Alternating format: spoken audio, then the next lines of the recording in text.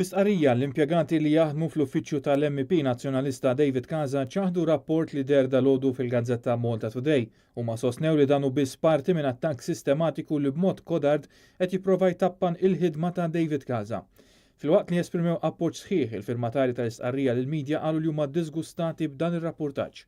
Huma qalu li dejjem raw attitudni professjonali min-naħa tal-MP Nazzjonalista u qatt ma raw xejn minn dak li allegat il-Gazzetta. L-istqarrija tgħid li issa l-attakki fuq Casa niżlu f'livell baxx u marru fl-estrem.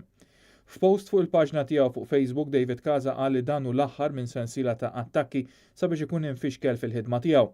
U fakkar li f'dawn l-aħħar xhur kien meddeb bi proċeduri kriminali mill-FIU, teddita proċeduri ċivili mill-Bank Pilatus, kampanja ta' mibeda kontrih mill-Partit Laburista fejn saħansitra kien hemm min qal li għandu jiġi mgħallaq u allegazzjonijiet ta' użu ħażin ta' fondi Ewropej li mal-allegazzjonijiet kienu pruvati li kienu folots. David Casa qal li dan kollu juri li l-ħidma tiegħu qed tolqot fil-laħam il-ħaj u qed isir minn kollox biex hu jiġi eliminat.